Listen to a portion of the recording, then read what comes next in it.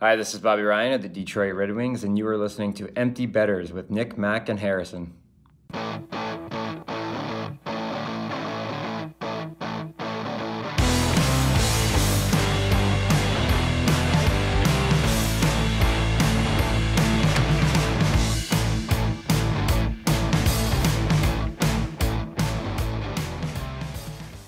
Good morning, everybody, and welcome back to episode 66 of Empty Betters. I'm your host, Harrison Scholes. I'm going to toss it across the screen to my co-host, Nick Manella. How we doing, buddy? Doing well. I mean, it is gorgeous here today in Maryland, about like 66. So a nice little change of 31. pace from it being 26 or 36 over the last couple weeks. So yeah, I'm enjoying it. Some nice weather outside and yeah, happy to be here. 75 and sunny tomorrow, hitting a couple golf balls. Spring is on the horizon. Life is good. We're going to toss it off to the West Coast to our producer, Mac Vogel. How we doing, buddy? Doing well as always. Just living life out here for a little bit longer. I'm actually going to be making a big move back to the Midwest in about a month, little over a month, but making the most of my time out here while I'm still here. And yeah, it's a nice day here as well. When do you move? So I'm zeroing in on a specific date, but it's looking like it's going to be like somewhere around April 20th, Blaze. Nice. I was going to say nice, but yeah, that's sick. Yeah, sometime around then. So yeah, well, enjoy the weather while you got it. For sure. Yeah. We're going to hop right into this one. We got a lot to cover. Our big announcement, we have an NHLer coming on as our interview guest today. Awesome guest. Yeah, about a week ago, we interviewed Buffalo Sabres legend and all-time fighter Rob Ray. That was an electric interview. He is currently the color commentator for the Buffalo Sabres. He played 10 seasons in Buffalo, 2 seasons in Ottawa. He is 6th all-time on the NHL penalty minutes list and is widely regarded as a top 10 fighter of the 1990s. 100%. He is, I would say top 10, maybe even top 5 all time. His YouTube highlights speak for themselves, so I encourage all of you to go do that. But we were very lucky to have him join us last week or 2 weeks ago, maybe. I can't remember at this point, but that will be at the middle of the interview. We also just want to say, and hopefully you guys have seen it, we're making a big change to the, I guess, dynamic of the episode. We will no longer be issuing picks of the week in advance. We've officially moved all of our gambling activity over to Book It Sports. Book It Sports is a social media platform for sports gamblers that allows you to follow other sports gamblers, see their picks, track their records, see their notes for what's coming up. It's a great app. We are not sponsored in any way. So just want to full disclaimer, like we chose to do this, even though we should be sponsored. And, yeah, we're really excited. We've been using that quite a bit. So anytime you see the screenshots on the social media platforms, it's coming from Book It Sports. So I encourage all of you to download the app. It's like an orange and black icon. Looks like a book. Makes sense. Yeah. Book It's one word, sports, and then you'll find it in the app store right away. Super streamlined, super easy. Like Harrison said, to like post, share, follow, whatever, all that jazz. And then like, if you don't want to download the app, or you're like one of like my 12 friends who has no storage space on their phone, we'll still be sharing screenshots of all that stuff on our social media. But this is, it's just like a more immediate way of doing this, which I think makes a lot more sense, especially in a season that's already expedited as it is. So yeah, I feel like we were sort of like putting ourselves at a disadvantage trying to predict stuff like nearly a week out.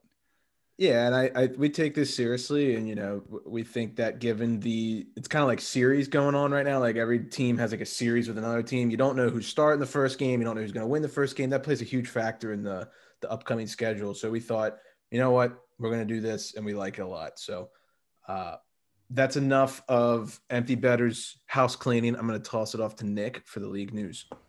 Starting off with some sad news. Obviously, Walter Gretzky passed away at the age of 82, widely regarded as Canada's hockey dad.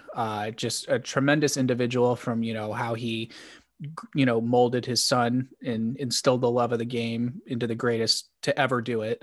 And then just the way that he stayed involved in the hockey community and his own community in Brantford it was great to see, the support that the Gretzky family was getting, and he will definitely be missed. Yeah, rest in peace to hockey's dad, as they say, Canadian royalty. That's sad news. Wayne's speech was very well done. Yes. Rest in peace to Walter Gretzky. Yeah. Brent Seabrook retired. Sort of came out of nowhere, I would say, but yeah, there's a career for you. I mean, he had an injury problem, right? Was it his hip? Yeah. I can't remember if it was his hip, but he had been in and out of the lineup. That contract kind of fucking sucked for them too. But hell of a career. He took out a full page ad in the Chicago newspaper to thank the Blackhawks and all of their fans. So congrats to one hell of a career by Brent Seabrook. That's a great run. 3 cups. Not bad. Gold medal. Yes. And that's famous right. Yeah. Famous OT winner against Detroit when it went off of. He's got a couple of them. I think it went off Cronwall's foot or Yeah. Jonathan Erickson's foot, and then it snuck past. Can't remember. Why did I think of that? I don't know. That's his career-defining moment, I think. Exactly. Complete stud. The Flames fired their head coach. I think that's a great move considering how that's going. Is that their second one in 2 seasons now that they fired? Yes. Well, Sounds about right. Because Peters got canned last year. They fired Peters last year. Right. The abusive shit, yeah. And they bring on Daryl Sutter, who has been their coach before, right? Yeah. Wasn't he their coach in 2004? Was it that long ago? Because they played in the cup finals against Tortorella and the Lightning, I think. And then was he coaching the Kings or somebody more recently? He was coaching somebody recently. He won both cups in LA, I'm pretty sure. That's what I thought, yeah. Yeah, so they shit canned Jeff Ward, brought on Sutter. I always get it wrong. I think it's Sutter. Yeah. Sutter. Okay. They've lost both games since the firing, by the way, for whatever that's worth. So in typical Flames fashion so far this year. I don't think that's a situation where your coach is going to come in, like a new coach is going to come in and just magically be the Band-Aid. Yeah. That team's got so many more problems before they, can start to expect that to happen. For sure. Yeah, I just feel like some of their studs, like Lindholm, Gaudreau, Monahan, like 2 or 3 seasons ago, they broke out and were like unreal, and everyone was like, "Holy crap!" And Lindholm came over from Carolina, and he looked incredible. And I'd say a little bit of last year, probably most of last year, and then this year, the consistency just hasn't been there. So I think that they need to do a little soul searching on their core. Yeah, for sure. The Caps Bruins game from last week, specifically the one on Wednesday, was, I think, the closest we've seen so far this year to a playoff hockey game. Yes. And that, in my opinion, includes, Battle of Alberta, all that shit. But I'll let you two take this and I'll give my thoughts at the end. Okay. So we were texting during this game, and the last 5 minutes of the first period was basically just like watching a monster truck just like run into another one over and over and over again, just like one huge hit after another. And it got pretty chippy and pretty nasty. It culminates with Wilson hitting Brandon Carlo high and getting a 7-game suspension for it. And also Ovi cup checking Trent Frederick and gets a $5,000 fine. So the Wilson hit was in the second game. Is that right? I feel like my brain's a mush now. I can't remember. It's so hard when these games are back to back or whatever, but I think pretty sure Wilson hit was in the second game. Either way, I could probably write a book with all the things I have to say about that hit and what the league decided to do about it and everything. I'll try to keep it short. I don't know if you want to give your opinions first or after. All you. Okay. Here's what I'm going to say. First off, most important thing to start with, I hope that Brandon Carlo is okay. I hope that he can return soon. You never want to see a guy get injured like that, especially head injury. Moving on. I firmly believe that this hit is a hockey play and that Wilson doesn't have any intent to injure on the play. I think he's going shoulder to shoulder. It's not charging. He's not in stride. It's not really boarding because it's not from behind and they're both right against the boards. To me, boarding is when there's a significant amount of space between the player getting hit and the boards, and it's from behind, okay? I recognize that Carlo does not have a chance to really see what's going on or protect himself. he's got his head down. Okay. So that's partially his fault. However, it is also Wilson's responsibility to know where Carlo's head is and avoid contact with it. So there's a couple things wrong. I'm not going to say that it's like 100% clean, perfect, nothing needs to be done here. I'm going to say because of Wilson being a big 220 whatever pounds of muscle, and because he's a hard hitter trying to get a shoulder to shoulder hit, he misses because Carlo turns the last second. He misses the shoulder. He drives through. It gets him in the head, slams his head into the glass. It's an unfortunate play. I think this hit happens multiple times a week and ends up being shoulder to shoulder. This time it was unfortunate that it ended up going to his head. Because of Wilson's history, I get it. They have to make a call, a suspension, whatever. I think somewhere around 2 or 3 games might have been reasonable or expected. I think 7 games is a complete joke. I think given that it's a 56-game season, them saying a 7-game suspension here is basically them saying that in a normal season, he should have gotten 10. Last thing I'll say about it is that, Wilson obviously has been suspended 4 or 5 times. 5 times. He knows that the league is, got him under a microscope. It's a tough play.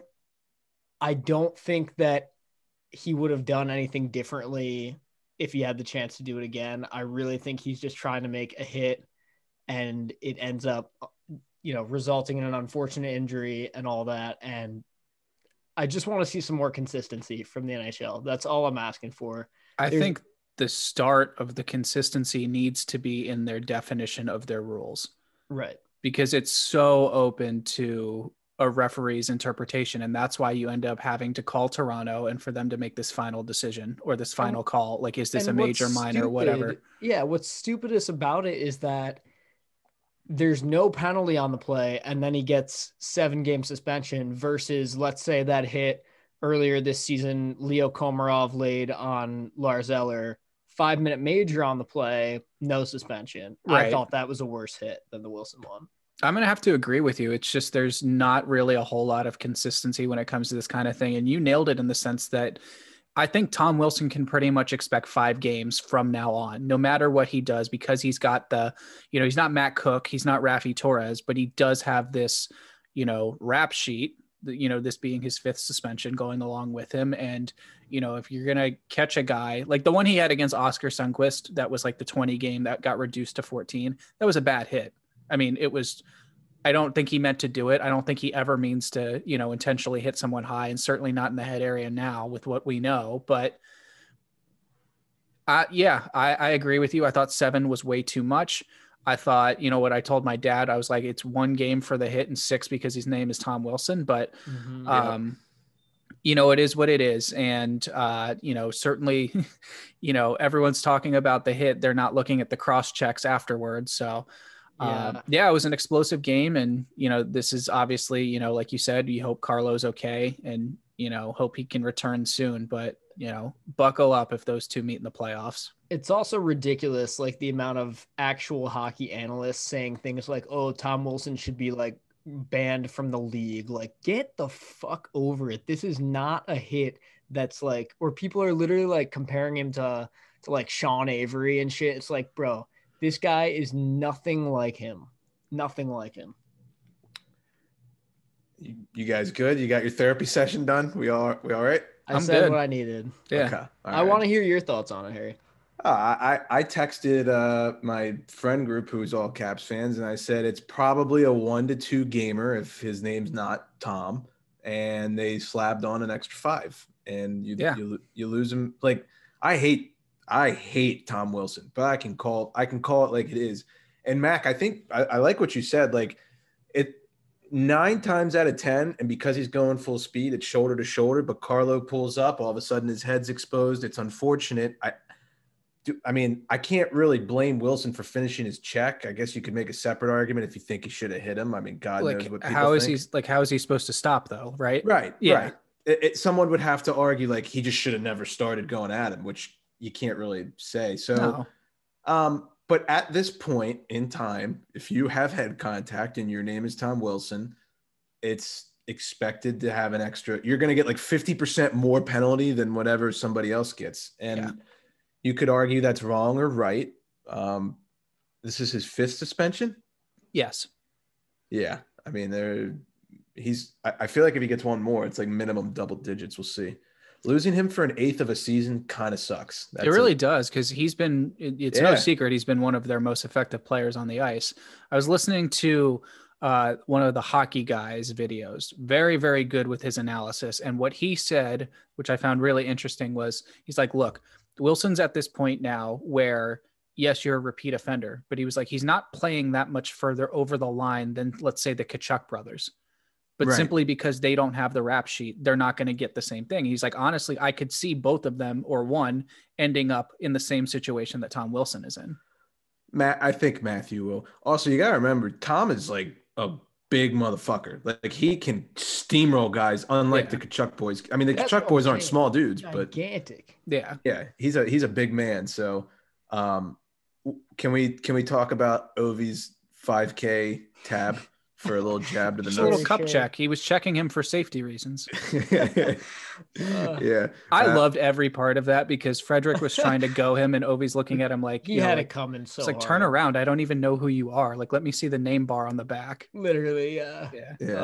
Something tells me he's okay with 5K. I think he'll be all right. Yeah. Just a hunch. All right. Wrapped up the Caps Bruins game. Nick, you want to move on? Sure. The Sharks, Joakim Blichfield, is that how you say that? I believe so. Cool. Was suspended 2 games for hitting Nathan McKinnon. What did you guys think of this hit that resulted in a suspension?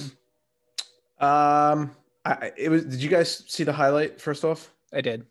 Mac, did you see it? I actually didn't see it. Okay. It's kind of weird. Like, I feel like McKinnon tried to make like a little like pull up move in open ice, and basically Blichfield just clipped him. It was like an ever so minor clip, but I think it got him like up in the head, didn't it? Or this is one of those where it's just sort of it's obviously not intentional. I don't think it was, but it's like just sort of a consequence of the sport. Like, you have 2 speeding objects going at each other. One's trying to get away from one's trying to hit one, and sort of both at the same time happened, if that makes sense. McKinnon cuts to get away. Blichfield's able to get just enough of him, but he, the timing is off. So it's just the head, it's just an unfortunate, collision. And I think that's 2 games is fine. Yeah. And it also sucks that Nate Dogg is, out for a couple games. I don't think I think he came back into the lineup and now he's out again. I can't remember, but it happens. Yeah. Weather report in Buffalo is cloudy, gloomy, rainy, and bust out whatever bottle of liquor you got and just start pounding it, because it ain't pretty. Jimmy Vesey of the Maple Leafs, who used to be on the Sabres, has more goals this season than Taylor Hall and Jack Eichel combined. Yeah, Vesey has 5. Eichel and Hall combined have 4. What's the contract hit comparison there? I don't know. I don't. It's probably in the 3 or not 3 digits. That would be in the hundreds. I don't know how many digits are in a million, but something like that. Probably like 8 digits if my math is correct there. Per Jeff Merrick on the Chicklets podcast this morning, he fully expects that Eichel will be moved in the offseason. I saw that, which I agree with. If he were to get moved, it's too big of a trade to do in the middle of the season, completely agree. Especially a COVID season. So let's see. I really don't know what to say at this point. Eichel is out tonight on Tuesday, March 9th against Philly, I believe, hammering the Flyers in a parlay. That's on our story. And yeah, Buffalo's fucked. I don't have anything else to say. That's a great way to put it, because that's exactly the situation that they're in. And yeah, I completely agree. I don't think it's going to happen during the season. I think it's going to be an off-season blockbuster, I hope. But yeah, that's going to be huge whenever it does happen. And Buffalo's going to go insane. Oh, yeah. But Skinner scored the other night, by the way. Oh, nice. Yeah. So first game back, he got a nice little goal there for himself. Only like 44 more to go to make it worth it. That goal costs how much money? Right. Yeah. Seriously. Yeah. Break it down on a per goal basis. Let's see what it comes out to. Speaking of paying for goals on a per goal basis, I would pay a lot of fucking money for that Matt Barzal goal the other night. Yeah. Did Yeah, you guys take a peep at That that? was nuts. Did you know that I'm pretty sure they were wearing their reverse retros in that They game. were. They were. And you couldn't tell. It's hard to tell, but It just looks like the Islanders jerseys from like the early 2000s. it's like a little darker. Yeah, it's just the navy blue instead of the It's royal blue, I think. it's fine. Stupid. Yeah. It's so I mean, dumb. the jerseys look good, but it's just like they should have done something. It's more. no different. Like if you're on television, it looks literally no different. I mean, I get that they've never really had like a different. They should have brought back the fishermen. Well, the fishermen. Yeah. You got to bring that back. Pretty sure Dean and Mike mentioned something about that. So I know a lot of Islanders fans that hate that jersey, not because of the design, but simply because of what that jersey like does to their brain, just because of how bad they were. Yeah, fair point. If you haven't seen Barzal's goal, we also threw that up on our Instagram, so you can go check it out. It was pretty fucking unreal. Probably the goal of the year, I'd say. That was nasty. Matt Duchene, just some injuries to get to, is out with a lower body injury for 3 to 5 weeks. That sucks for an already, I would say, not doing too great Predators team. So more trouble down the middle for the Predators. What else is new? Dallas has announced that Ben Bishop and Tyler Seguin are still both 4 to 6 weeks away from returning. And I believe Radulov is out too, right? Yeah, Radulov is out right now. I don't know for how much longer, but he's out. Yeah. So not exactly, I think, the ideal bounce back season. And the Stars are kind of fucked right now, actually. Yeah, they're way down in the standings, and with those injuries, it's going to be pretty tough to climb back up when you got Carolina, Tampa. Their Florida. their schedule is so messed up because they've been hit the hardest by COVID. So they have to play like something like 18 games in 29 nights or something crazy like that. So they got a long road. Yeah. It'd be nice for them to get Bishop back so Khudobin wouldn't be carrying the load so much. Seriously. Right. It's him and Jake Ottinger, whatever, who, by the way, had a shutout the other night, actually. Did he really? Good for him. Yeah. Before I forget, speaking of goalies, Darcy Kemper is out, I think, 4 weeks. They just announced. Yes. So just wanted to add that in there. And then Anaheim's Hampus Lindholm is going to be out 6 weeks with a fractured wrist. Already a depleted Ducks team anyways, although Zegras has been doing pretty well. Shootout winner, overtime assist. That assist was nasty. It was. Nice little sauce. Yeah. So it was a crazy game between Anaheim and LA. What was it? 6-5 OT final or something like that. A barn burner. Yep. And yeah, I think that's all we have for updates. And I think Harry has a little update about our sponsor for you guys. Absolutely. Let's take a minute to talk about Brackish Life. If you're like us and grew up on the water and outdoors, then Brackish Life is perfect for you. They have a wide selection of gear from UV shirts to hoodies and hats. It's Real Bay apparel made by Real Bay people. Head to www.brackish.life today to check them out. A little salty, a little fresh, Brackish Life. Brackish Life has also teamed up with Rink to Reef Chesapeake Bay to preserve the area many of us call home. Rink to Reef repurposes broken hockey sticks into oyster restoration habitats. Brackish Life donates a portion of their proceeds to Rink to Reef to further preserve this beautiful Chesapeake Bay area. Support the great cause by checking out www.brackish.life today. Thank you, Brackish Life, for sponsoring this interview with NHL legend Rob Ray. We're going to toss it off to Rob right now. And our next guest was an NHL veteran for 15 seasons with 900 games played, drafted 97th overall by Buffalo in the 88 draft, has 3,207 penalty minutes, which is good enough to put him 6th all-time in NHL history, the 1999 season King Clancy Trophy winner, and current color commentator for the Buffalo Sabres.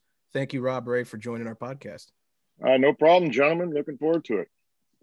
How are you doing up in Buffalo right now? How are things going? It's good. It's starting to thaw out a little bit up here. You know, the snow's kind of dwindling away. We got hit pretty hard, so it's been a long winter. But no, things are good up here. You know, this is such a great place to live. It's a hidden secret, and a lot of people they look down on it because they've never experienced it. But I'll tell you what, I came here in '88, and I will never leave. That's awesome. Yeah, I've personally never been, but you only hear good things, especially from the athletes up there. So it sounds like a hell of a sports town. Kind of with all of our guests, we want to ask you, you know, where did you kind of learn the game of hockey? Where'd you grow up? How'd you start? We always like to get some initial background from our guests.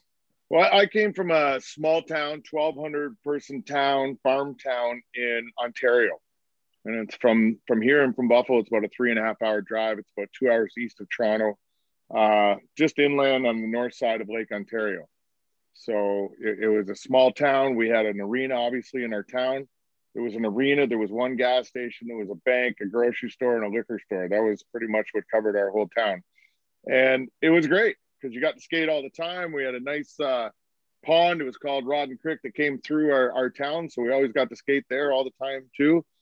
And it was a great place to grow up. A lot of great friends, great people. And, you learn a lot of good values, in that area and the way people stuck together and, kind of carried that through your life. But, you had a chance to play as a young kid and play a lot.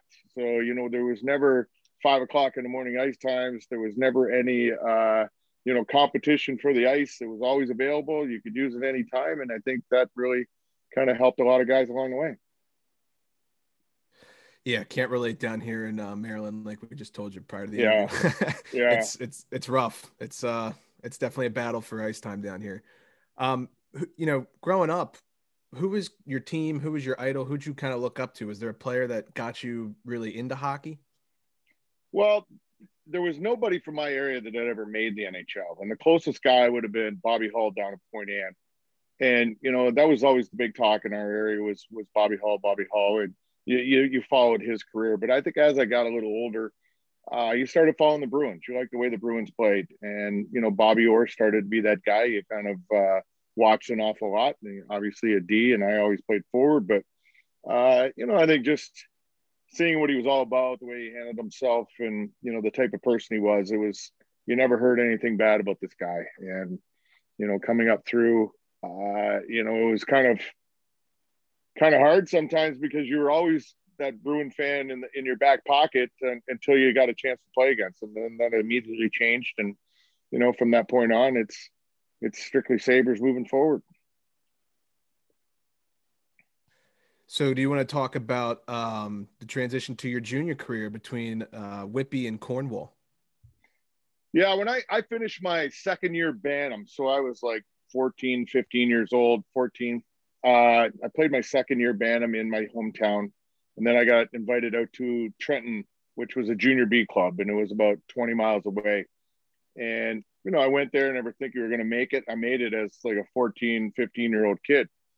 And that was my first real big experience of what, hockey was all about. It was a good hockey. We played against all the teams around Toronto, and it was a lot of older guys. So you really had to learn the game quick. You had to protect yourself quick. You had to, realize that you were dealing with grownups all of a sudden from coming from a bunch of kids that some may steal peed the bed the year before type thing. So, I kind of went from there, played 1 year in Trenton, got an invite out to Whitby, which was a new tier 2 team. I went up there. It was probably a couple hours away from my home. It's near Toronto. And I actually made that team. And that was the first time that I really had to live away from home. And it kind of sucked. You went to a couple different schools that year because when you were moving from, billets to billets, it was a new team. It was kind of, week to week, you never really knew what was going on. But once again, it was another step up, and the quality of hockey was off the charts. And, there you took that step, you learned an awful lot. I had a good chance to play with a couple of real good guys that ended up being friends along the way. Teppo Newman and I played there, and Jano Yannin that played a long time in New Jersey. So, it was a good team. We only won 6 or 9 games all year long, but it was a great experience. Got drafted to Cornwall out of there the next year and spent 3 years in Cornwall.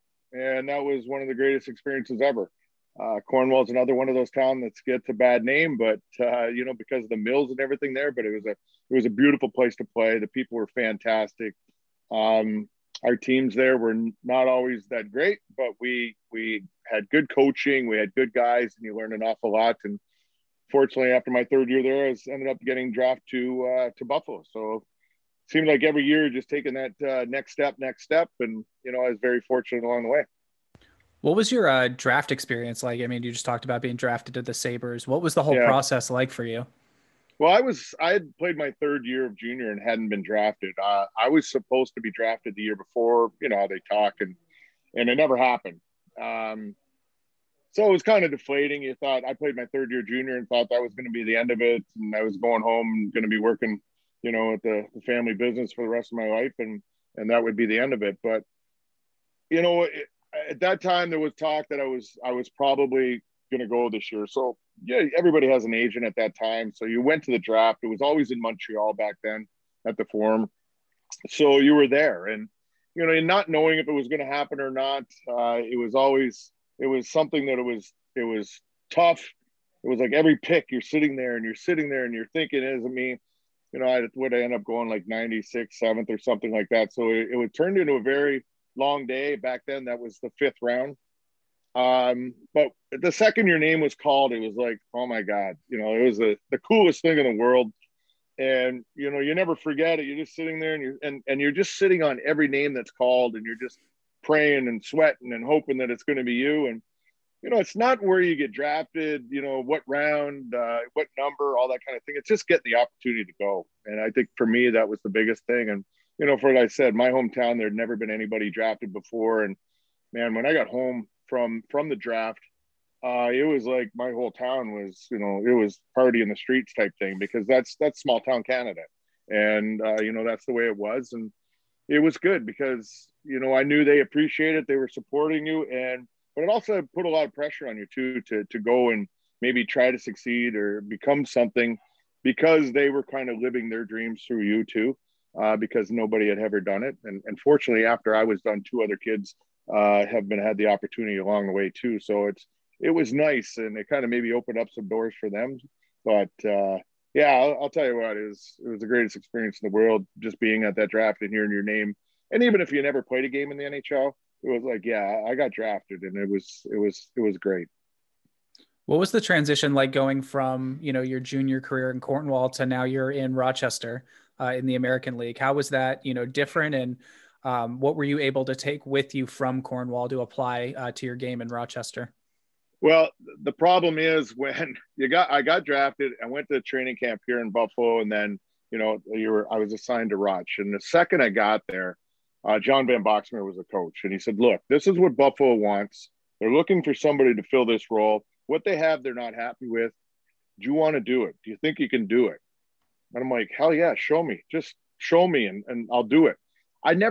The way you played in the NHL, you did not play in junior. You know, I was a penalty killer in junior. You know, my last year I had 50 some points, you know, 10, 12 goals, whatever it may be. Good, strong defensively.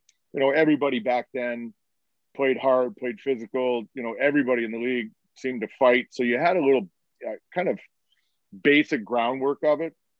But, you know, once you stepped into the American League, it was a totally different world, because it was men, you know, and at that time, I think I was still only 19, just turning 20 maybe. And, you know, you're dealing with, back then, there was 35, 40-year-old guys still playing in the American League. It wasn't a developmental league back then. It was more competitive, and these teams built their teams to win, not develop players quite so much. So there'd only be 3 or 4 young guys on a team. The rest are all older guys that, you know, that they would bring in to try to, you know, win championships every year. And now that's the farthest thing from their vision when they have teams now. It's, you know, just develop my players, get my players developed and get them to the next level. So it was night and day. And, you know, that year, I think I ended up with 46 fighting majors that year, 446 minutes and penalties. But you slowly started to learn the craft and understand when not to. But still, at the same time, you're expected to play. I think that year I still had 20 some points, as, you know, even going through and doing everything I had to do to learn the craft. You know, you still had to be able to play along the way. And that's the way the game was back then, even when you stepped to the NHL. So when you had the chance to take the next step, you were totally prepared, but you never really had the confidence for me to do that job till about, you know, 5 years in or so. And then you started, once you started growing up, maturing a little bit, getting a little stronger, a little bigger, then you're like, okay, I can do this on a regular basis. You talk about, you know, a lot of the guys in the American League being older, basically men when you're 19, 20. Obviously, that's true too about your own team. Is there a certain sense of security that you feel just having guys on your own team that are a bit older, just knowing that, if something happens, they have your back?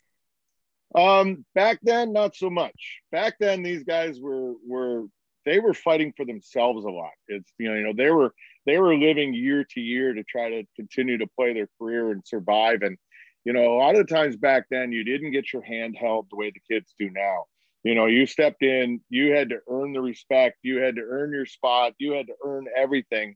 And that was probably the most difficult thing. Going out and fighting some guy is, one thing, but earning the respect of the older guys in the room, that was the hard part. And, I was fortunate able to do that pretty quick. And, and then slowly, they started giving you a little more support, but we never had anybody there that played the role that I was being asked to play. So there wasn't anybody to go and say, hey, what would you do here? How do you do this? There were a lot of guys that were more offensive players that, that was their game. But for the most part, by the time you were done at the end of that year, I think they appreciated what you did and how you did it, and the competitive nature that, you won them over very quick. So that was nice. Yeah, I'm just curious. You talked about your third year junior. You had a really good season. Like you said, you had 41 assists that year, and then you transferred into Rochester. Was fighting and the tough guy aspect of the game, was that always part of something that you had, or did you kind of have to tailor your game a little bit once you were getting higher up in the ranks? Because we hear a lot of stories where guys kind of have to figure out how they fit in. Yeah. You have to specialize in something, and you have to do everything else, pretty well to survive back then. To say that back then, the game, even in junior, was a physical game. And as I said, it didn't matter who you were. If you were a superstar on the team, high draft pick, or somebody just trying to survive, everybody played hard and everybody got involved physically. And, that was just the way the game was. And, it was a great way to play the game. So when you had to make that transition to the next level, it wasn't as if it was so foreign that it was like, oh my God, I've never done this before. You had experience in it and with it that, it made it a little bit easier. And then in 89, obviously you get the call up for your first NHL game. I can imagine you can describe every feeling that you had that night. Oh God. Yeah. We played the night before in Roch, and John Van Boxmeer called me in the office after the game, and he said, hey, you've been called up. I'm like, shut up. It was like, no, seriously, you're going up. You're playing in Pittsburgh tomorrow night. I'm like, Poxy, put screwing around, please. And, it took him a minute to convince me that it was actually true. So, from that second on, back then we didn't have cell phones and all that kind of thing. So you literally run back to your house and you're calling your parents and, telling them what's going on. And then, you didn't sleep. I had to fly out the next morning to get to Pittsburgh from Roch. Made it there in time for the morning skates. And, it was just like you're walking around and you're looking at these guys. I had only spent, 3 weeks with these guys in training camp and really never got to know anybody. And then you're kind of just, boom, you're right in the dressing room, day of the morning skates, and, you're lost. You had no idea what was going on, what to do. Dougie Bodger was my roommate at the time, and he kind of just said, hey, this is what this does, and this is how we do this. And, lunch is right here. And so it was great because he kind of held my hand in that point, that night in warm up. And it was like, you were so nervous, man. You were so nervous. I remember running into Dean Kennedy, and Dean was a big man in warm up. And he's like looking at me going, what the hell are you doing? Like, and I'm like, I don't know, because you were just so wound up, you were just, and Rick Dudley was the coach, and I had sat there for the first little bit of the game, and he never put me on the ice. And then all of a sudden he calls my name, and I'm like, no way. My first shift, I ended up getting a pass from Scotty or Neil and going through the neutral zone. I hit the blue line. I took a slap shot. I score. And I'm like, I didn't even realize I score. And I'm like, oh my God, this is unbelievable. And as the game went on, I had a goal and assist +3. And statistically wise, it was the best game I ever had in the NHL. Was my first one. And it was the most amazing feeling. And I remember during that game, remember Rob Brown that used to play in Pitt? Yeah. A real offensive guy. He challenged me to a fight off a face-off. And I'm looking at him, and he had scored hundreds of goals by that time. And I'm like, are you kidding me? This is no way. I'm on a roll here. I want to keep this going. And So that was great. And I ended up scoring on my first shift and my very last shift in the NHL. Wow. That's awesome. So that was pretty cool. That is so cool.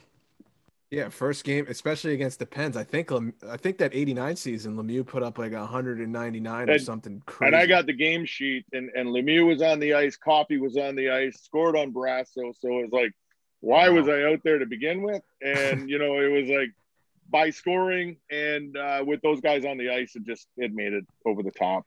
You're talking right to the then, right guy. I could have went home. I could have went home right there and said, hey, that's enough. I made it. I did it. I was going to say, you're talking to the right guy. Harrison is a big Penguins fan. The other two of us are Caps fans, but Harrison is a big Pittsburgh guy. So I'm sure he's pretty excited about it. They're a good team. Good. I appreciate Pittsburgh, what they've been able to do. You know why? Because it's a small market, the same as what Buffalo has got here. Yeah. I'm not going to say they got lucky by winning the lottery against Sydney, but it sure as heck helps, man. But they've made the most of it. I give them a lot of credit for what they've done. What was the culture like inside that Sabres locker room? I mean, there's, you look over the names, yourself included, that were playing there at the time and throughout your Sabres career. What was that whole energy like? We always had great guys, very good guys. Back then it was a different world. Like, there was rules in the room and you better abide by them. And I think that's what's so important with teams and good teams, that culture's in the room where this is what a Buffalo Sabre does. And, this is you don't do this, you don't do that, you can do this.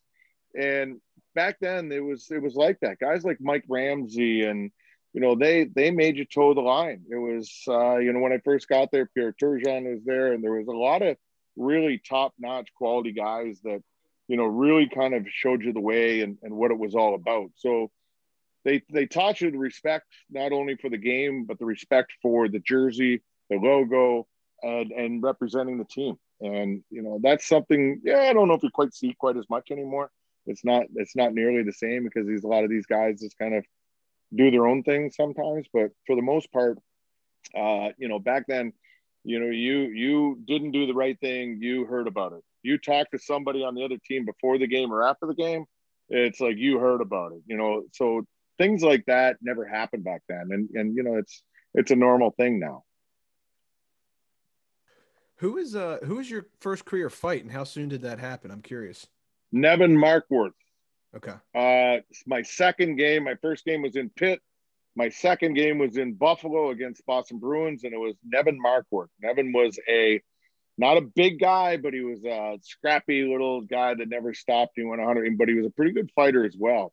And early in my first game in Buffalo, it was like not the next day, but 2 days later from the first game, and that was it. I came in there and, after scoring in the first game and petting the game I had, people were always like thinking, what do we got here? And then all of a sudden, I got in a fight in that game, and it was, the fans here accepted me from that second on, and it was great. It couldn't have been scripted any better.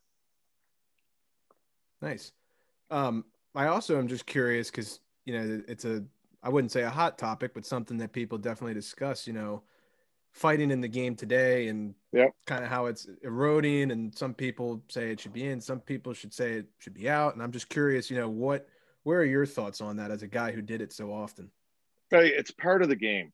And if it was so bad and that they didn't, it would have been taken out. It would have been outlawed in the game by now because of, all the changes that have been made along the way. If the NHL thought that it was so bad, it would have been gone. And the only problem is now the young kids coming in, they've never played that way coming up. They've never been taught how to play that way. They've never been shown, when it might be a good time to maybe get in a fight and for momentum or sticking up for a teammate or something like that. So there's nights you sit there and you're like, hey, this would be the time to do it. And then you sit back and you go, well, they have no idea, how to or when to or why to. And in junior now and in Canadian junior, you're getting 3 fights, you're suspended. So kids don't want to have to do it because they don't want to get suspended because they want to continue, to sell themselves. So, and obviously college kids and that it's not part of the game that is coached anymore. It's not promoted anymore. It's not taught anymore. So, it's just going to slowly change on its own. Some nights when you see fights, it's like, yeah, okay, it's still alive. And I think the fight numbers this year especially are up from last year. And that's a good thing. And I think a lot of it has to do with, playing the same team so much. We're 16, 17 games deep already, and we've had one fight this year so far, with our group. But, so we're not really helping that number out much. But I think it'll always kind of be there, because no matter what, there's going to be guys that, even if it's, a handful in the game, that are still going to be willing to do it and can do it very well. And I just hope it never leaves. But I think it's such an entertaining aspect of the game that people love. I know here in this town, people get out of their seats for a big goal, big hit in a fight. They cheer for a goal. They cheer a little more for a big hit, and they go off the charts for a fight. So, as a entertainment aspect, it's still there and people appreciate it. I think a lot of the times you hear people say that they might not like the fighting from areas that are new to the game. A lot of the areas that haven't grown up watching it and what it was like in the 70s and 80s and early 90s, then, they're kind of questioning, does it have a role? Because they're not educated on what it really can do for a game or a team. You talked a little bit about, learning, like these kids coming up now, they've not been taught, what would be a good time to get into a fight. For that process for you, what was your learning process like? And in your opinion, what was the right time? Well, Rick Dudley, I don't know if you guys know who Rick Dudley is. He was the coach when I was here, when I first came to play. He played very similar. He was a hard-nosed guy. He played here at the Sabres for a long time, very scrappy, but he respected it. He understood it. And he was the guy that kind of taught me, you don't just go out to fight. You do it for a reason and proper times. And you have to know time in game, score, situations, do you have momentum? If you got momentum in game and somebody's trying to change the momentum on the other team, they're coming, it's not the time. You do it when it's your time, not their time. You always want to take a stand for a player, especially a star player in your team that is, being mistreated on the ice. And you want to do that as early as possible to kind of send a message to the opposition that this is what's going to happen if you do it. And most of the times you could go out and do that in a game and it would instantly stop. The game would settle right down. A lot of the times games get chippy and out of hand. You just get in that one fight, it settles everything down. And it's just amazing what it did sometimes. And other times you did it just out of frustration that, it was just trying to maybe send a message to the opposition or to your own group. I can remember getting in multiple fights because I realized our team they just didn't have the jump. They didn't have the spark. And we were kind of just going through the motions. You go out and do something like that and you do well, you have to do well in it.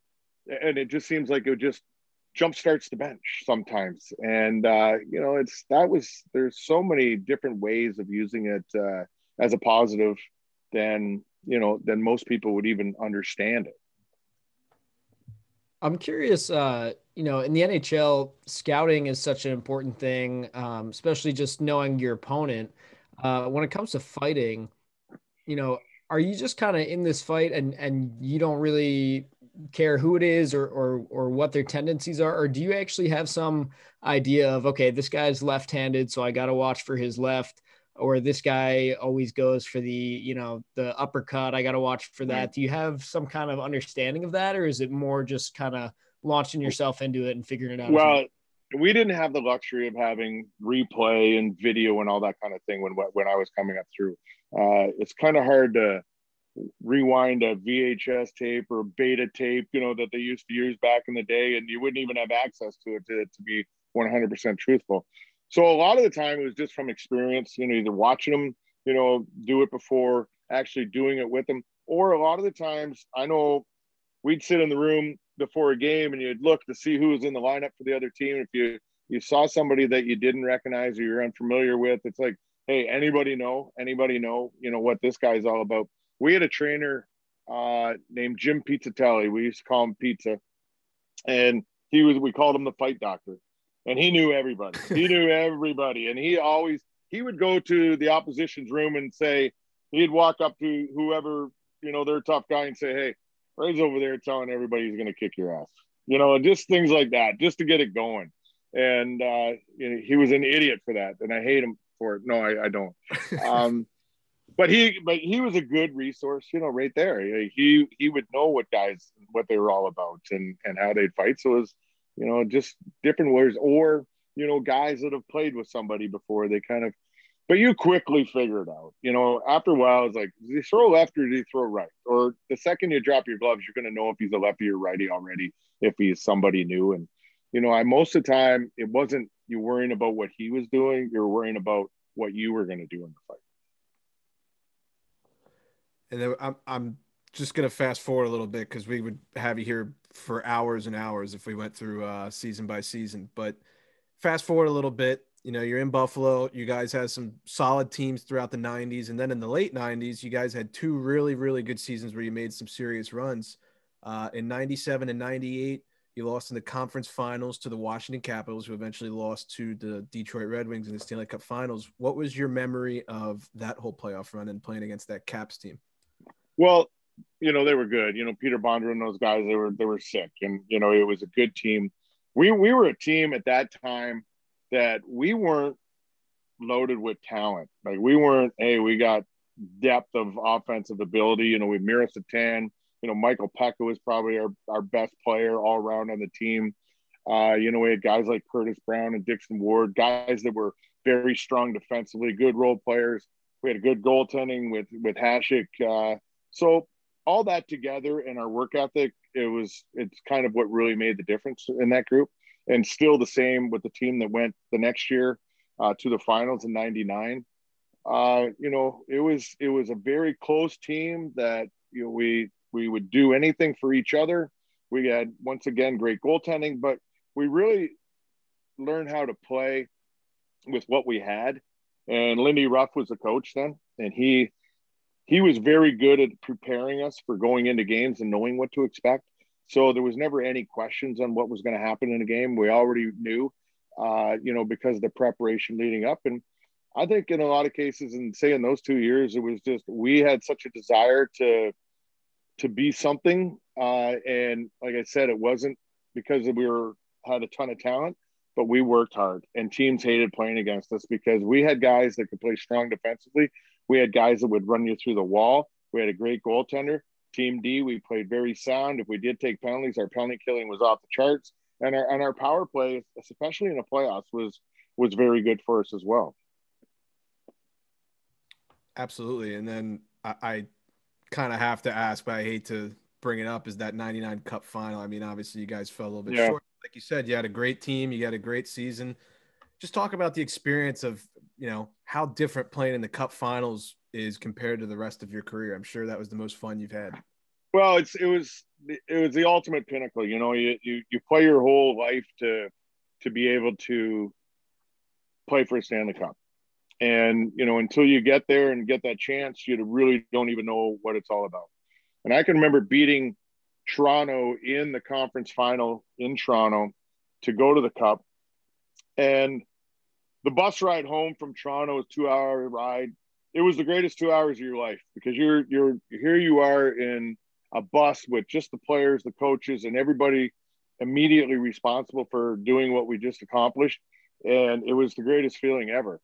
The atmosphere, everything was just off the charts. It was kind of atmosphere wise, it was kind of a letdown when you got to the finals because Dallas they were a great team, but the atmosphere around the city wasn't like what we just experienced with Buffalo and Toronto going head to head. That was craziness off the charts. Like we had people in the parking lots the day before partying, can't wait till the game starts. And it was just like a zoo down there. And it was amazing there and here. It was off the charts, the experience. So it was a little bit of a letdown when you got there, but once again, our guys played really well, a break here and there. We sit there and do you say you got robbed a little bit because of, the foot in the crease? Yeah. Hey, it's whatever. You sit there and you're going to dwell on that the rest of your life. You just let it go. I think that we we walked away from that pretty darn proud of what we accomplished. And, you fell short, but at least you were able to get there to give it a shot. I have to ask about Hasek and we did an episode about this way back when, but arguably just like the most dominant stretch an NHL goaltender's ever had from the late 90s to early 2000s. What was it like witnessing that as his teammate? Well, Dom was a pretty special guy on and off the ice. Okay. Like this guy, he was special, and, everybody knew it. We all understood it. And, he was such a competitor though. Like he was so good that in practice, if he was not, content with what he did in the practice, he'd keep you out there forever till he was, okay, I'm good. Now I'm going to move on. He just did his own thing so much that you just kind of, just let him do it and kept an eye on him to make sure he was okay. But he was such a competitor, and his preparation for games was off the charts, and more mentally, I think, than physically, because he wasn't a big guy. He was just a scrawny little man. But the whole using the angles and, manipulating your equipment to, cover holes and fill holes. And he always was messing with that kind of thing and trying to come up with something that was going to give him the advantage. But, he just never gave up. He never gave up on a puck. It didn't matter, what happened or what was going. He would arms, legs, everything would be going, head, whatever. That there was no give up on any type of play in front of the net or a shot. But you walk away, and we played very strong in front of him. So there are nights when he was getting less than 20 shots, and if you're going to give Dom Hasek 20 shots, he's going to stop him. And I think that was the big reason too why you had success at that, because if you did make a mistake, you knew Dom was there. If you were going to go take a chance in a game, like jump up, you knew that if something bad happened, he was going to probably stop the first one. And as long as you could get back there to help him out on the second one, you'd be okay. And then after your stint in Buffalo, a couple seasons in Ottawa, and we're probably showing our age here, and I apologize, but some of the names on this list are just, guys that we grew up kind of watching and seeing. And, Heatley, Alfredson, Hossa, Chara, Spezza. I mean, those names are just incredible to hear that you played with. Yeah. John Muckler was the general manager there at the time, and I had dealt with Mux here. He was the general manager, coach here as well, and had a good relationship with him. I was pretty much, I knew I was, winding it down, and our team was not making the playoffs that year. Lindy had asked me during the year, he said, if we could make the arrangements for you to go somewhere that, would you be willing to do it? And I'm like, yeah, why not, give it another shot and see. And when it happened, it was kind of devastating. And then it was like, you know what, I'm going to see something else. I had been here for so long that, in my thoughts and opinions and views, this is what the NHL was all about. So when I got a chance to go somewhere else, you're seeing another side. You appreciated what they did there. It was a top-notch organization at the time, and you got to see the other side. As you said, they got to play with some really, really good players, man. It was like I went to practice there, and you just kind of, okay, I don't want to touch the puck because I don't want to embarrass myself in front of all you guys. But they were great. They were such a good group, and it was a great experience. Fell short that year, but the great thing is I finished off that year. Wasn't planning. That was the lockout. Wasn't planning on going back. And I started doing the television. Or no, that wasn't the lockout. It was the after. So I went back, and I was thinking about playing. I wasn't thinking about playing, but I had the offer to go and do the TV here. So I did it. And so I never played till trading deadline. A couple days before the trading deadline, I was in Bahamas with my wife. Like, we're sitting on the beach, drinking, having a good time. And I get the phone call, and it's like, what kind of shape are you in? And I'm looking, I'm like, I'm fat, I'm overweight. And I'm like, I'm in great shape. What do you need? He goes, I need you here tomorrow. And I'm like, tomorrow? So it was literally, I'm sitting on a beach. You run to the room, you pack up. You had to get a flight from there back home, get in my truck from here, drive all the way to Ottawa. It was about a 5-hour drive. You get there early in the morning. And I hadn't skated. I hadn't skated in 9 months. And I got to Ottawa that day, skated with the team. He goes, looks like you're ready to go. And I'm like, ready to go? And I'm like, they were playing that night. And I'm like, okay, this is cool. You know, he goes, no, you're gonna play in Syracuse tonight with Binghamton. I'm like, Syracuse? You never said anything about, you know, going to, he says, you need to go down and just play a couple games and then come back. First night, you know, you drive down there. I'm already dead because of what I had to go through in the last 24 hours to get home. Got my very first shift there was a guy named Sugden. You remember that guy that he played in Syracuse? Big bastard. Line up with him the very first shift. And he's like, are we going to go? And I'm like, dude, I haven't skated 9 months. Can you let me just warm up for a while? And then maybe later on, puck drops. He's like, nope. And we went at it. And like, for the life of me, I was like, I'm not going down. I'm not going down. I'm not going to fall. No. And I was dead. And, you know, went to the penalty box and it was like, what did I get myself into here? So spent a few days down there and then went back up and finished the season in Ottawa and then just started the TV the next year.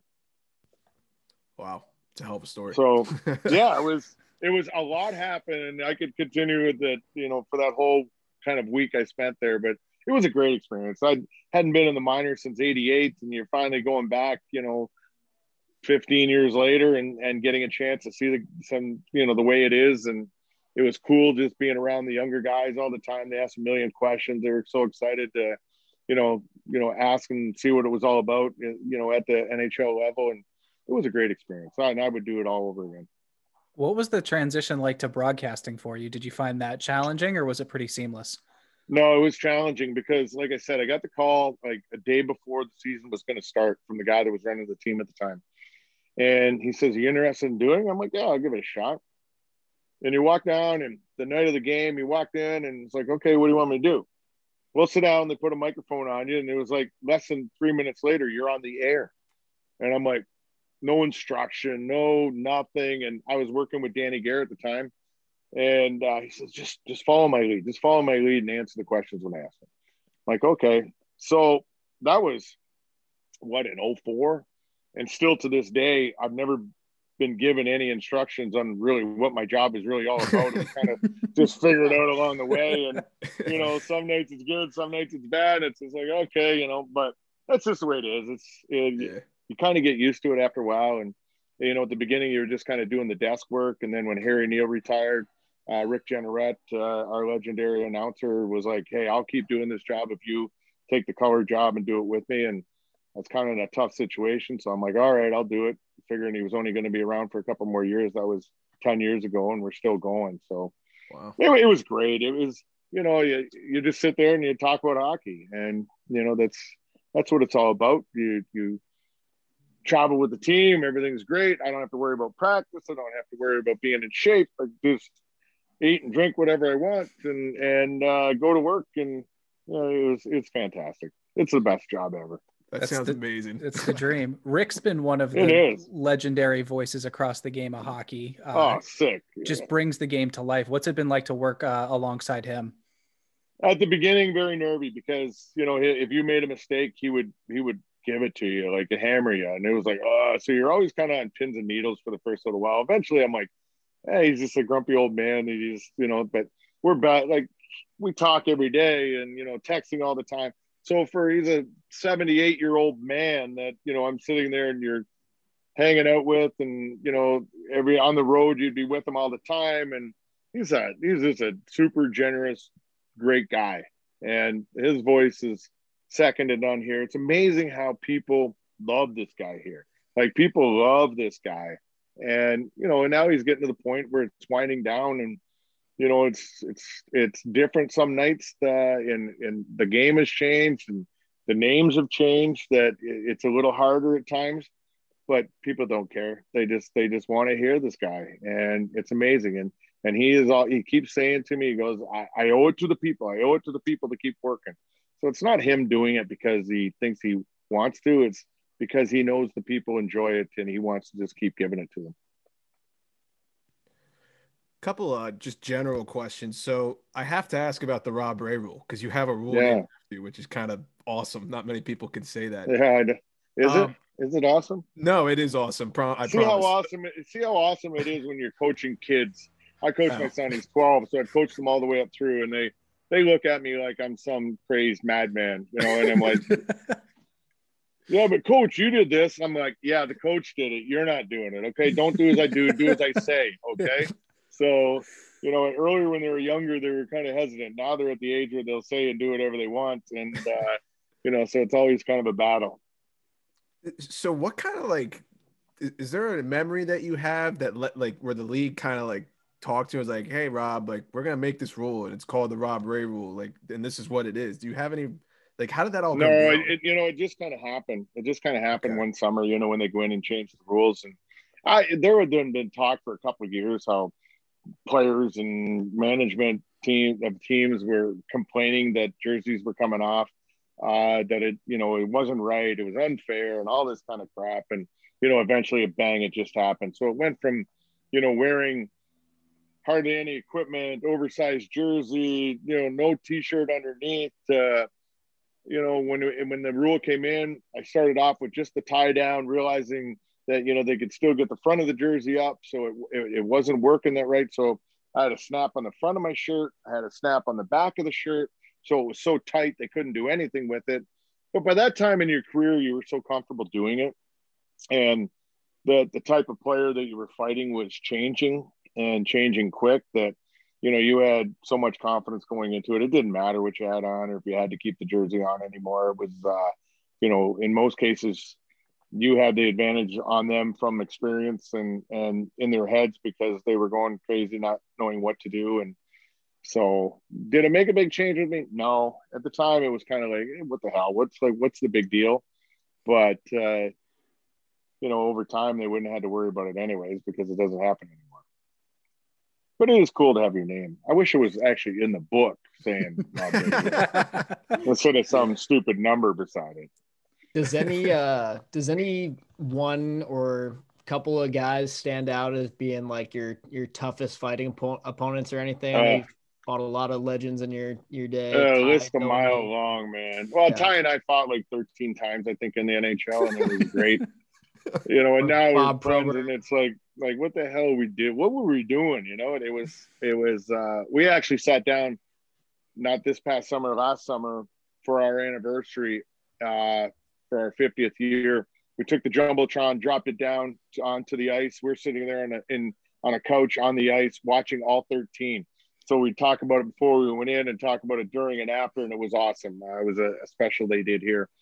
But, you know, back then, you got in a fight, you knew that it was going to be, you know, a marathon. You know, fights now, they're quick, bang, throw a few punches, and they fall the ice. But if you grabbed onto Dave Brown or Jay Miller or Marty McSorley or any of these kind of guys, man, you knew that you were going to go for 2-3 minutes. Like, you better be buckled in and ready to go. And endurance was a big part of it because these guys were very good at what they did.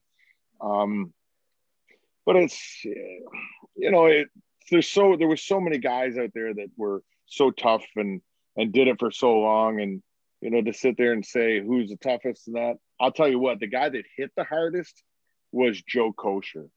Joe Kosher would hit you, and it was like he'd knock your head off your shoulders. So you'd have to know that he hit me so hard one night in the eye. And I think by the time his hand left my eye, it was already shut. And, you know, here you are, you're trying to fight with one eye, but he hit with a ton of bricks. There was some guys you'd fight that you could throw punches, you know, 1,000 times and they're never going to hurt you.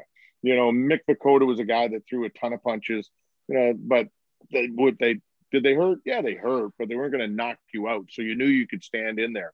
And then there was other guys you knew when they punched, they were going to do some damage. So you had to be, you know, a little more careful and not leave yourself wide open and get in that, you know, back and forth brawl with.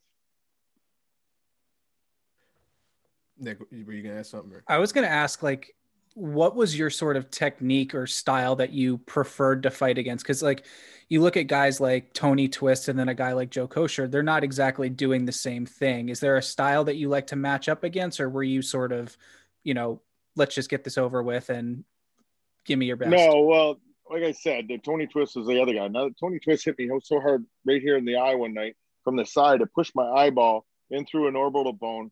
The whole side of my face filled full of air. And, you know, for 9 days, my eye was shut because the air had gone into my face and I had to wait for that air to filter out. And, yeah, So those guys, you had to be a little more defensive. You got in tighter on those kind of guys. You couldn't stand out and just throw. You had to get in tight, and you had to, jab and do whatever you can, get them up against the wall.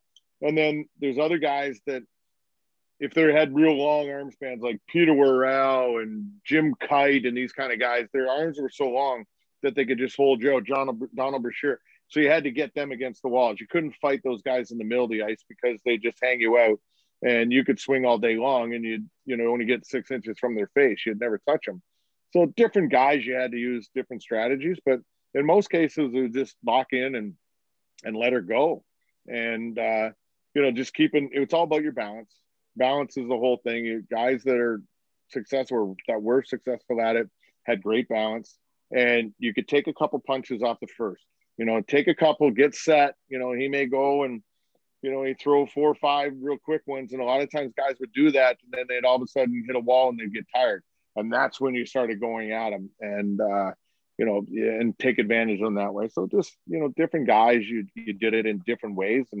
And some guys you respected their punching power more than others. But it was, you had to know you couldn't just go into it half cocked and not thinking. You had to, you thought your way through a lot of these fights, whether you switch hands at a time, do I get my arm out here? Can I come up underneath here? So you were dialed into it when you were doing it. And a lot of the times when you could get in that fight and you're just throwing 100 punches, just going, seeing who was going to be the last man standing was the best, because there was no thinking there. It was just hang on and let her go. My last question for you. I'm just curious. Are you able to kind of recall the experience of what went down in Quebec and how crazy that was with the fan on the ice? If it you're was allowed a 5 to. on. No, I'm allowed to. Okay. Legal. It's over now. No, I'm kidding. There was a 5-on-5 fight on the ice. Herb Ragland had hit Clint Malarchuk, who was our goalie, and there was a 5-on-5 fight out there. And I wasn't out there. I was on the bench. And as we're up standing watching and seeing what's going on, this guy had climbed up on the glass behind the bench. And somebody would say, hey, and John Muckler, I can remember him, and I got a great picture of it. I'll get him. And he grabbed Kenny Sutton's stick, and he was going to poke him back over the glass and push him in. But at that second, he jumped into the bench, and I'd worked my way down to where he was going to jump. And I got a hold of him. And we threw him onto the ice, just in the bench, shoom, onto the ice. He jumps up off the ice, comes right back at me. I had him by the hair in my left hand. His head was on the boards. I'm hitting him. I think it was 17 or 18 times. And I stopped because my hand got sore. And by that time, the cops are jumping on him. They had got on the ice and they're jumping on him. And I literally, when I opened up my left hand, I had a ball of hair, black hair in my hand that I pulled out of his head and hit him that many times. And the cops wrestle him. They get him the ice. They get him off the ice. All of a sudden, you look out, there's bullets laying on the ice. They had fallen out of the police officers' belts at that time. They got the guy down the hall. They come out and they pick all this stuff up off the ice, and play resumed. And it was over. Oh, it was my God. That was it. The referees gave penalties to the guys that were on the ice. They got the knucklehead off the ice, and we just started the game. And you look down the bench and you look at the Quebec team, and they're like literally just sitting there going, what the hell just happened over there? Because they had nothing to do with it and didn't really know what happened. But come to find out, this guy did an interview afterward, and he climbed up on the glass in protest of the violence in the game because of what was happening on the ice. He was on the glass in a protest of the fighting that was going on in the game. In turn, he created this whole mess. Yeah, that went well. Yeah, that didn't go great. Yeah, no. Jesus. Wow, what a story. Nick, Mac, do you guys have any other questions? I kind of kept them for almost an hour, so we don't want to take up too much of your time.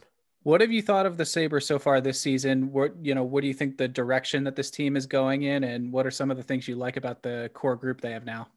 Well, they've got some good young kids here, and it's going to take some time for them all to come. And, Jack's off to a little bit of a rough start, but Sam Reinhart looks really good. Taylor Hall's starting to get his legs under him now and get things going. But, you got some pretty good depth of players here on this team. Darlene's, slowly coming into his own. Linus Allmark has been, lights out when he's played in net this year. So there's a lot of positive. Dylan Cousins is I love this kid. He's played 10 games for us, and he might be my favorite player in the NHL right now because of the way he plays. So it's slowly coming together. They really got hit there with that COVID thing, and Risto was the one hit the hardest, and hopefully he's back here probably tomorrow against the Flyers. So that is going to be a big help. But I think just overall, they made so many changes over the summer. It's just going to take some time for them to come in. The unfortunate thing is, the shortened season, playing so many games and dealing with what they've had to deal with. They're in a tough spot. So it's going to be a battle all the way to the end to see if they can, get themselves in a playoff position. It would be great. We haven't been there in 10 years, but I think overall, just the chemistry of the team and the way they're building it right now, and bringing in Stahl was a very big move because he's a great teacher, and we talk about Dylan Cousins. This guy is taking him under the arm and totally teaching this kid, what the NHL is all about, how to play, and he's benefited from it. So, hey, you got good nights, you got some tough nights, but for the most part, they'll be competitive, and hopefully at the end you're at least in a position where you're challenging for a spot. Sure. Cool. I think I'm all good. We just want to thank you, Rob, for taking your time out of your busy day to talk with us. It was a lot of fun. Not a problem. It was not so busy. I drank a pot of coffee this morning. Took a few notes, listened to a couple Zoom calls from the coaches for the game tomorrow. That's my life now. I do have to say that's got to be the most impressive stick collection I've ever seen behind you. Are there any ones in there that stand out? Well, I got just about everybody. I'll try to pick it up and see if I can. Look at there. Oh, they don't stop. Wow. Oh my God. Yeah, no. So there's a lot. We have a lot. So I collected them over the years, and I've actually had guys call me that I played with that never really kept anything of theirs, and I give them back to them, over the years. But that's pretty there's cool. probably 500 sticks here. All the guys that and I collect them now for my son. He's 12 and he's into it. So all the modern day guys, I get those for him, and he's got a whole whack of those in his bedroom. But from Messier to Gretzky to Guy Lafleur, you name it, it's in there. So it's neat. But the problem is, what do you do with it? Show it off on podcasts. Right. What do you do with it? So well, we really do appreciate you taking the time. This was awesome for us. Yeah, thank you so much. No problem, guys. No problem at all. Good luck to you. Thank you. Thank you so much. All right, guys. Take care. Big thanks to Rob for sitting down and chatting with us. I could have done that for like 4 hours. That was so many questions I wanted to ask, but I didn't want to kill him with time and stuff. Yeah. So we really appreciate that. We hope you guys enjoyed that. That one was a ton of fun for us, and just so cool to talk to a guy who's had, all that experience like he has. Definitely. Big thanks for Rob taking time out of one of his few off days. We mentioned earlier, he's the color commentator for the Sabres now. So obviously, not a lot of days off this season in the NHL, but he was kind enough to give us time on one of them. So thanks a lot, Rob. The Sabres might have taken some days off, but not Rob. I wanted to go more into like current Sabres talk, but I didn't want to get depressing. Yeah. I also didn't want to hammer away on like the 1999 talk, because I figured probably not a good subject to talk about. Probably a sore spot. So I would think so. Yeah. But before we move on, we just want to remind everyone that this portion of the episode is brought to you by the Maryland Mortgage Wiz. Are you planning on buying your first home this year? Get pre-approved and explore all financing options with Dave Fritz, the Mortgage Wiz. Interest rates are at a historic low, and down payment assistance programs are available. Stop renting and put your money in a place that you can call home. Follow Dave on Instagram at Maryland_mortgage_wiz for more information. Dave is licensed in Maryland, Delaware, and Florida. Equal housing lender, NMLS number 3094. Alrighty. Nice. Yeah, let's bounce into the gambling aspect of the podcast. Like we mentioned at the beginning, we have moved everything pretty much over to Book It Sports. So download the app, takes 5 seconds, give us a follow. We'll interact with you guys on there. You can see what we're doing in real time. It really brings this whole sports gambling thing into the year 2021. So you got to love it. Also Twitter. We're constantly posting our picks from Book It Sports to Twitter. If you have any comments, suggestions, questions, obviously respond. We'll get right back to you. So. Yeah, absolutely. How'd you guys do last week? I think I had a pretty tough week. I had a tough week. I actually did okay. At least my published picks, I got 2 out of 3. The only one I missed was that over in the Hawks Bolts game. I think I missed it by 1 goal. So for once, I did okay on the published picks, but I actually had myself a pretty decent week on some personal picks as well. So nice. Hoping to keep it going. I went 1 and 2 on the published ones. Did probably a lot worse than that on the personal ones. Oilers couldn't get the puck line sealed over the Flames. That was a 3-2 game when McDavid just absolutely ripped an overtime winner off the post. And then Leafs Canucks over. Don't know what happened there. The Canucks have won 3 straight, and the Leafs have looked horrible since they absolutely demolished the Oilers last week. They lost both games to the Canucks, I believe. So this is my problem with that North Division is all those teams are so inconsistent. And I feel like everyone's like the Leafs are the best, most complete team in the league. And I'm like, yeah, maybe on paper, but they haven't played like a full and complete team multiple times yet. They have issues for sure. Yeah. I do think they're really good, though. I think they're really good too. I might actually, I was listening to the Merrick interview today, and I was thinking about when playoffs start and how we do our bracket challenge and stuff. And I was like, am I going to pick the Leafs to win the Stanley Cup? Am I actually going to be that guy? And I don't know. I'm thinking about it. Didn't you do that last year? No, who did I pick? Well, we did our at the beginning of the season picks, and then we did our start of the playoff picks. I think I think at the start of the year I had Caps Vegas. Okay. Oh, that's right. You did. I thought you had a Leafs prop bet to win after they fired Babcock. I was like, that's right. Little $10 dabble just to see, a little mid-season coach firing, a little Mike Sullivan, Craig Berube action. Something like that. So to replace the picks that we publish, we're going to just basically talk about trends that we've kind of seen over the past week. One that I think stands out is when McDavid went 3 straight games against the Leafs without a point. You had to know that the first game against the Flames, after he went 3 scoreless, he was going to erupt. To that point, he had never gone 3 scoreless. He had never gone more than 3 games without a point in his career. We hammered that 1.5 over points on Saturday night against Calgary, and that was a lock. Easy. Yeah, definitely. The Leafs are a mystery. That's our next one. You got to lay a lot of juice for their money lines, especially right now with their record. Vegas is obviously going to take that into consideration more than anything. I don't know how you beat the Oilers 3 times in a row, 2 of which you didn't have your star player, Matthews, and then you lose to Vancouver twice in a row when you have your star player and they're missing theirs in Elias Pettersson. I think I'm going to I just can't justify betting their money line anymore. The value isn't there and it's just wildly inconsistent. You just never know what you're going to get. If anything, you can toss a Leafs money line onto a 2 or 3-way parlay to soften the value blow a little bit. But again, you never really know what you're going to get with some of these Canadian teams. So even be careful there. So what I will say leading into our next point with Mac talking about parlays on this podcast, and I want to publicly say this.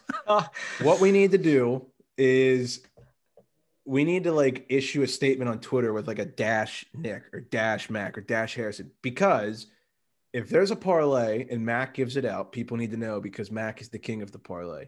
He is.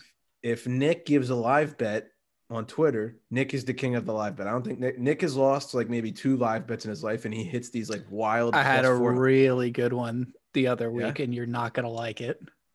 Was it the Pens when they fucked up? I bet on the Flyers when they went down 3. I don't blame you. I don't blame. They were up 3-0 in the first 4 minutes. I was like, all right, that's probably, they have so much time to come back. Yeah.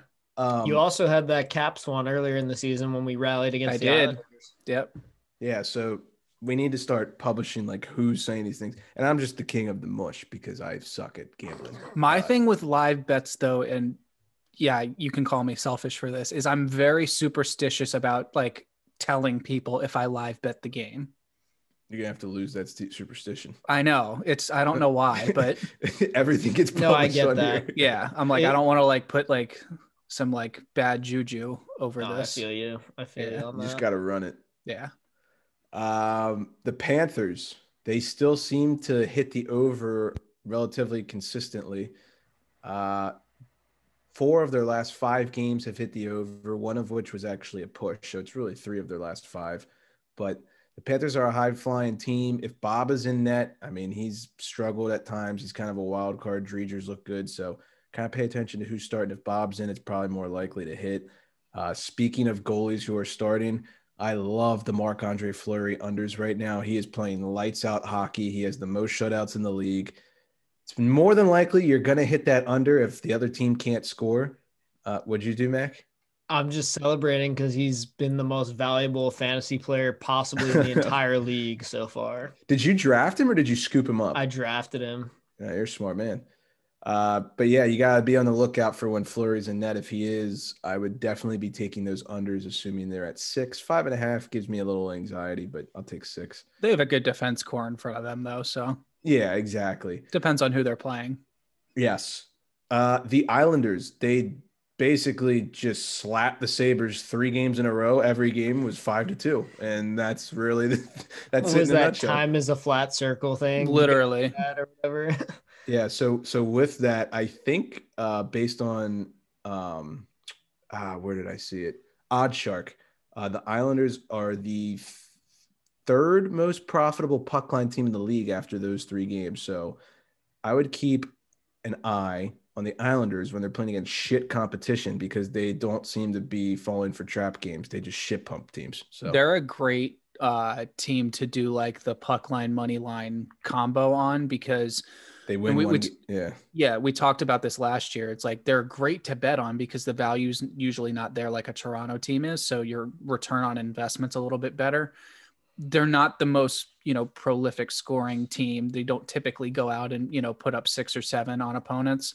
Right. So that's why we weren't totally sold on the puck line last year because they won so many 1-goal games. But combining those two is a great way to, either win a lot more money or if just the money line hits and you go only half on the puck line, you're coming out, up a little bit or just about even. So, or you at least pay for the one that you lost. Exactly. So. Montreal, they kind of suck. They do not look good lately.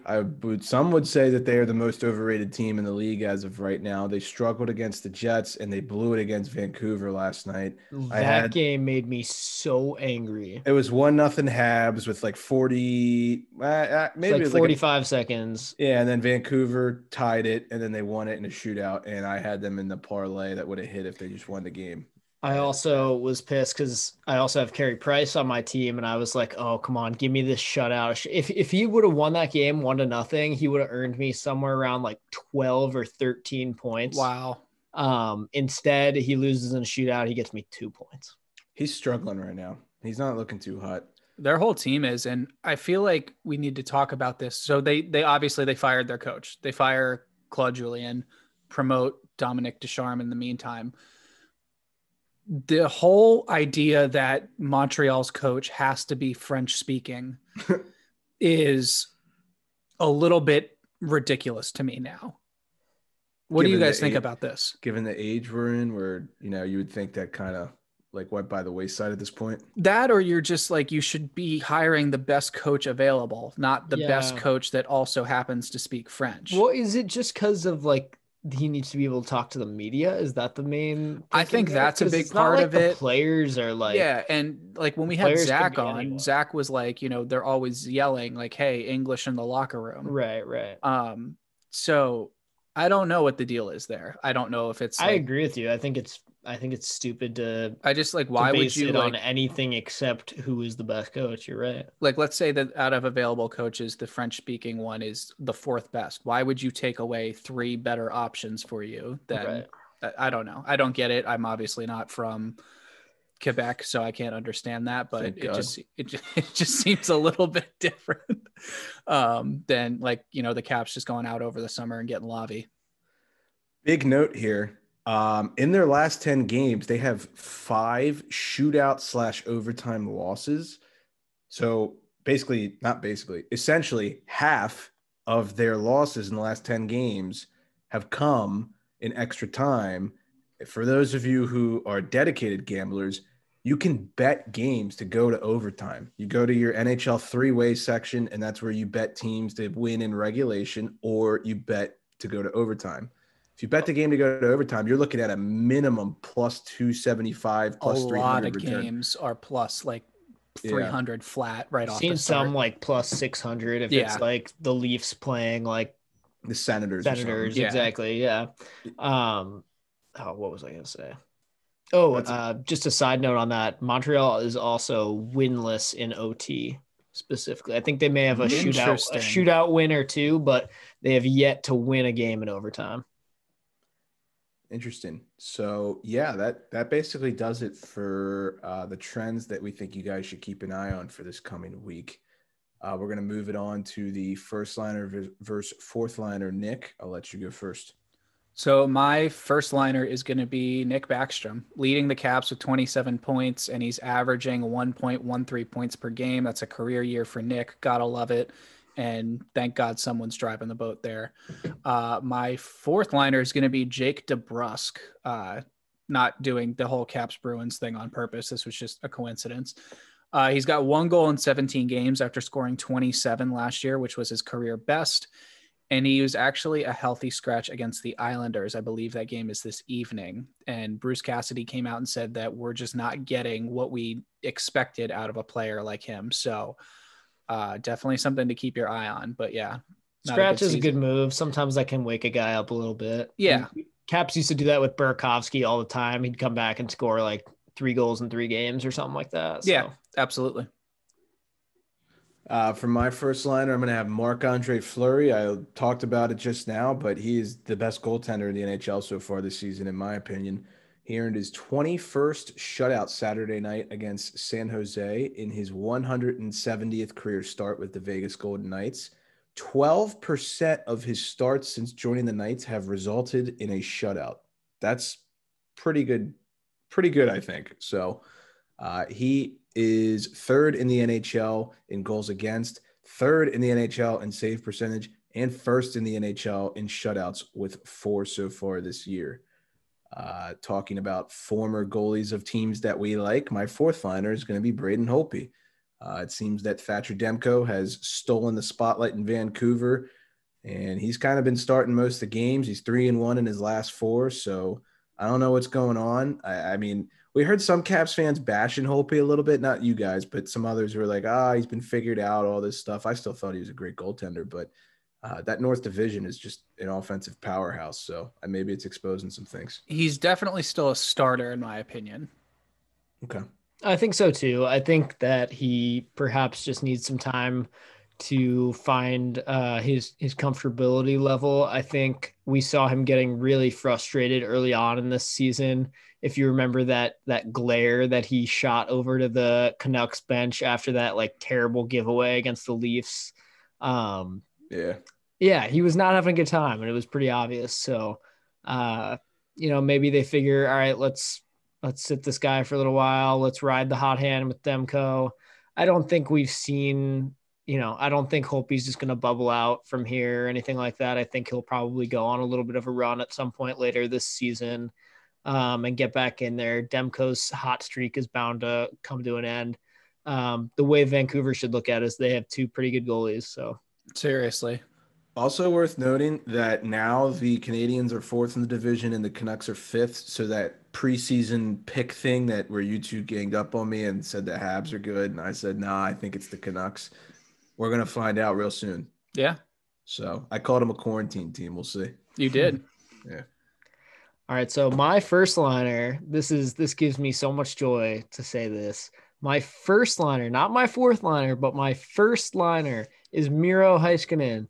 He has 2 goals and 2 assists in the last 7 days. I'm not exactly sure how many games that was, but I want to say it's like 3 or 4.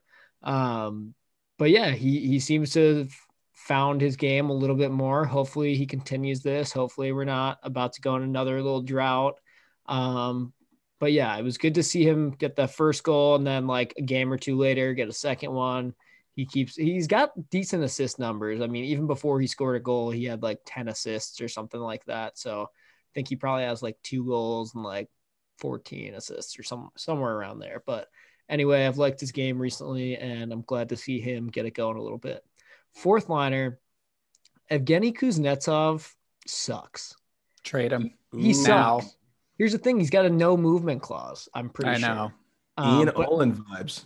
But I think that's only a no movement clause to like a certain number of teams. Mm-hmm. And then like after a couple of years, it becomes even less teams and less teams, something like that. But I think as of now, there's probably like, I want to say there's like 15 teams that like you can't move them to or something like that. But yeah, they find need one to of them do that you something can. seriously, please. Is Nashville one of them? Because I would like Philip Forsberg.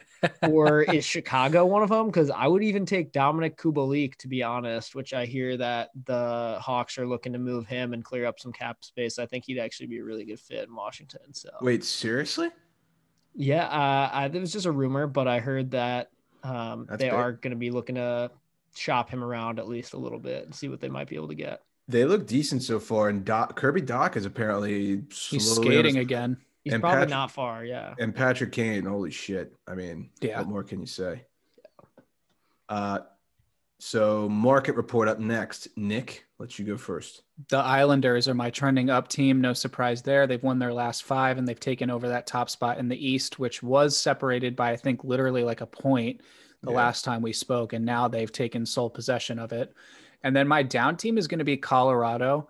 So they've only lost 2 in a row, but they're really hanging on to that 4th like bubble spot in the West by literally a point. Like if Arizona wins and Colorado drops a game, they're flipping. So they're definitely not where they want to be. They're not where everyone expected them to be, which was, just running through that division with the exception of Vegas. But yeah, it's not good for them. No, I think I had them as my down team last week, so I can understand where you're coming from. For my up team, the Carolina Hurricanes, they're riding a 5-game winning streak at the moment. I have them as part of my parlay tonight, so please, God, make it 6. They're 7-3 in their last 10. They're second place in the Central, right behind Tampa. They're chasing them. They are hot, and Rod Brind'Amour has them clicking on all cylinders. So we knew they were going to be good. I didn't know that they were going to be this good, but they definitely look like a serious cup threat thus far this season. Also, strange note, did any of us have the Islanders making the playoffs in our preseason predictions? Because I didn't. I don't remember. I can't remember if I had them as the 4th seed or not. If I did, it was as the 4th seed, which even that is like, right. I'm going to be wrong about that either way. So no, I get you. My down team, I have just beat the shit out of them all episode, but the Montreal Canadiens, like I said, 3-2-5 in their last 10. They fucking blew it last night against the Canucks. It was not a good look. Carey Price has struggled heavily so far this year. I would say Jake Allen should be getting most of the starts for the next like 4 or 5 games. Just give Carey a break and let him get his mind right, honestly. They're barely hanging on to 4th place. Like I said earlier, Canucks are chasing them. Not looking good.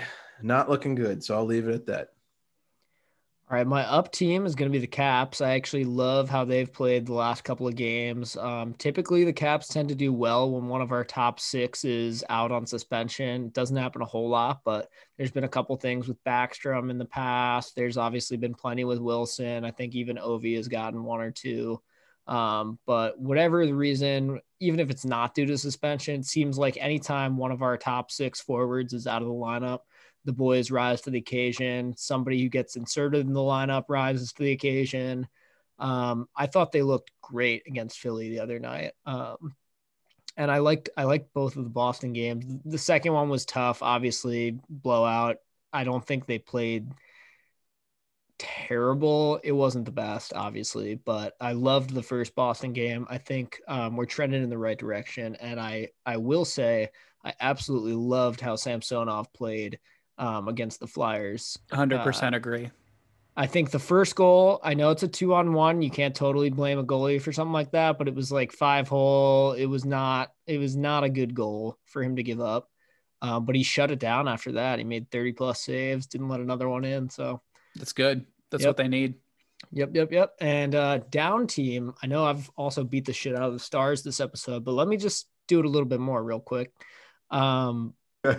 Guys, to put this in perspective, the Dallas Stars have 19 points in the standings. They're in 7th place, only 2 points above the last place Detroit Dead Wings right now. If you want to compare it to the Honda West division, literally the Sharks are in last place in that division and they have 21 points, which is what? That's Somebody nuts. do math. Yeah. 3 more, 19, 20, 21. 2 Yep. more, haha, than Stars. Yeah, it's not a good look for the Stars. They need to get it going. They're under 500. They're about to be below the Red Wings if the Red Wings win one more game. I know they've got a tough schedule, but this is a team that literally was in the Stanley Cup final, 2 games away from winning the Stanley Cup. I don't know what I'm trying to think of teams. I know that there is kind of a trend of teams losing in the cup final and then like sucking after that. Like it kind of happened to the Predators a little bit. Kind of happened to the Sharks too. I was going to gonna say it say, kind of happened yeah. to the Sharks too. Happened to the Devils. Yep. Oh, big time happened to the Devils. Trying to think about the anybody Rangers. The not Rangers, but they were They like, still made the playoffs and Yeah. stuff after that. The Flyers kind of sucked after the 2010 loss to Chicago. yeah. Yeah. It can definitely take a lot out of you. I think actually my dad kind of went into this a little bit when we had him on the pod a while back, but when you lose a Stanley Cup final, you get everything that the winner gets except the cup, right? You get the shortened off season, you get the more fatigued guys. It's a sucky thing to come that far and still have put as much in as and played the exact same amount of games as the team that won it, but you get nothing and suddenly you got to try to do it all over again the next season. And we've seen many times it just goes right down the shitter. So that's what it's looking like for the Stars. I like that team. I think it'd be really cool if they could somehow turn it around and climb into the playoffs, but where it's at right now, I really don't think they're going to make the playoffs. I don't either. Throw a COVID schedule on that too, and it's just brutal. Yeah. So, yeah, I don't know. We'll see. I think they have a good team. I just not sure if that schedule is going to be sustainable. That's a lot of games in a very little time frame. And so especially given that Bishop is probably not going to be back anytime super soon. Same with Sagan. I think it's tough luck, lights out for those guys. Yeah, I think even if they like if and when they do come back, like how can you expect them to adjust that rapidly, after just you would need them coming back like next week so that they'd be good by 2 weeks after that, and it would actually have time to make it right. All righty. Well, that basically wraps it up for us, fellas. Any final notes? It was a good episode. Yeah. I don't think I have anything. Okay. Just another thanks to Rob. Yeah, it was definitely one of my favorite interviews. Yeah. Absolutely. All righty, everybody. Well, we appreciate you guys listening. Go check out our sponsors, Brackish Life and Dave the Maryland Mortgage Wiz. We also encourage you to go download the Book It Sports app. If you're listening, please sponsor us. And we will take it from there. So without further ado, Class dismissed.